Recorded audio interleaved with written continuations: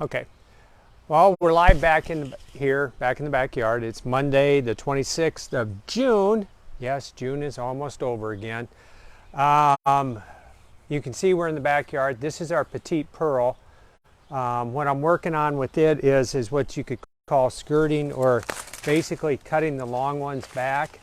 See how this one just took off? He's way over here. Then what you're going to look at is you come up in here and you see we do have fruit on that, so I don't want to cut him back all the way, but yet I want to make sure that he's not going three plants over. So some people say that they want to have, I think I was seeing today it was what, 15 to 20 plants per, or 20 leaves per little shoot that's on this. But basically what I like to do is, you see how this ends up down here on the ground, touching the ground. I don't like it when it touches the ground. I just figure that's a way for bad things to happen. So I like to trim it up a little bit. It does one thing, it keeps it, two things. It keeps it from touching the ground. And the other thing that it helps do is we get nice airflow up underneath of that. DJ's running my camera, so if it moves around, it's his doing. So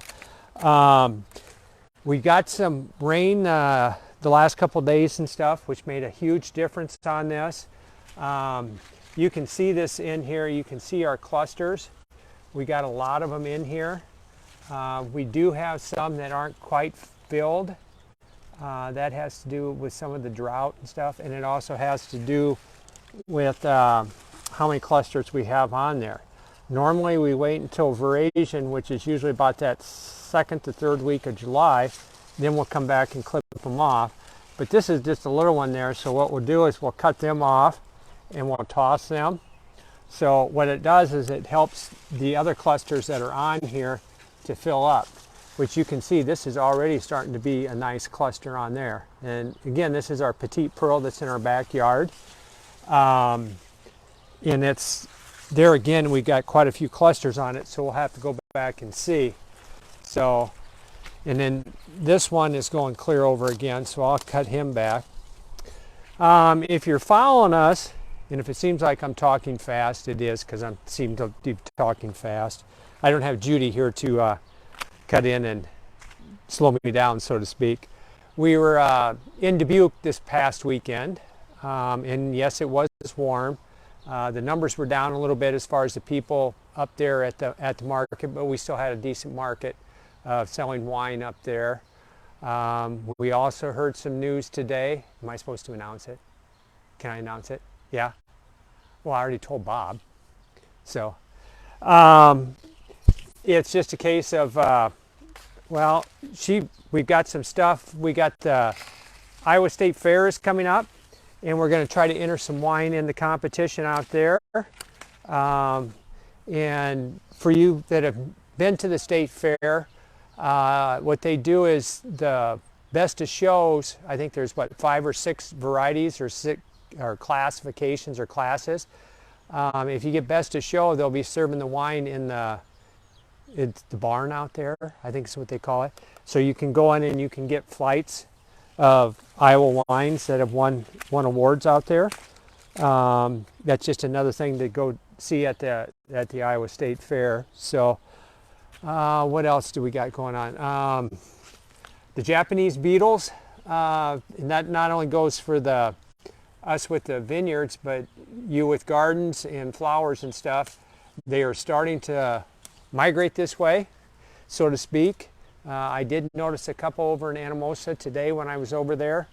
I didn't see any in the Mount Vernon vineyard when I was out there mowing today, but I'll get a better look tomorrow when I'm out spraying.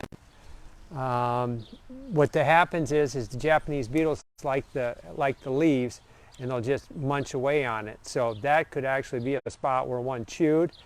But what happens is when we spray our 7 or our carbaryl on, it'll stick to the leaves. The bug itself or the beetle itself will start chewing on the leaf, and then the stuff that's on there will kill him. It's not like you spray it on them and it hits them and they die. They have to ingest it for them to die.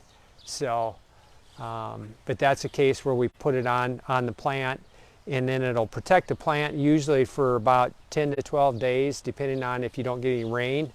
But the thing that happens is the plant will shoot down more leaves, and it's the brand new leaves that don't have any protection on them that are vulnerable to the Japanese beetles eating them and that. So, but there's several different things you can do prior to them showing up.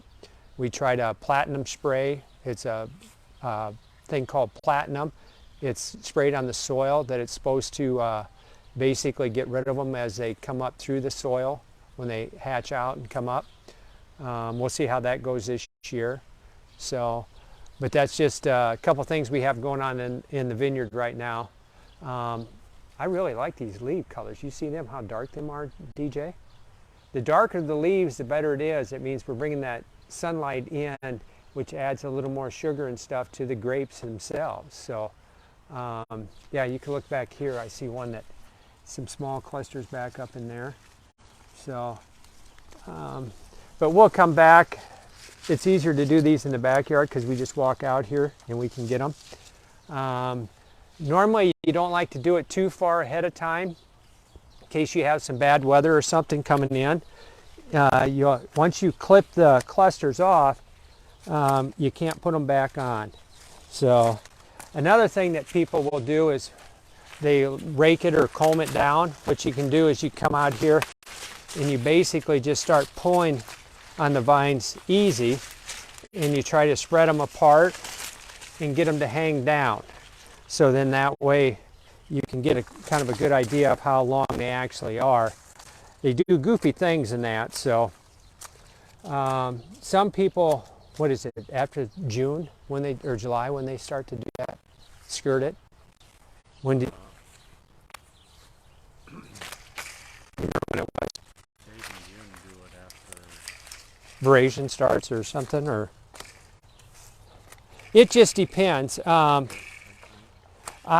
like to July. I like to do it because out back here it's one thing because we're just walking when I spray, but when I'm mowing or spraying in the vineyards over in Anamosa or the Mount Vernon one, if these are down too low, I catch them with the tire, and then what happens is you'll pull the whole thing loose or bust it off, or you'll jerk the plant kind of. So that's another reason why I like to have them pruned up a little bit. When you cut them back, what it does is it almost stimulates it and it'll grow up to a different way. So is there anything else that I've kind of rushed through here in about 10 minutes? No. But that's kind of what we got going on. So yeah, we're doing the video. Yeah, Judy was upstairs with Finney, so that's why she's not out here. Now she's coming out here. She's dressed as a little mermaid, I think. So, but you can see on how these like to just start running down there. So this one come clear from over there. So you try to pull them down, so then that gets the air to go up underneath. We talked about the market, Dubuque, talked about maybe entering some stuff at the Iowa State Fair competition. Yep. He didn't want me to say anything about the news, the two silvers and the bronze. Oh. So, but well, in case you are listening, I'm going to say it. Yeah, we found out today we had sent wine out to the Finger Lake region of New York.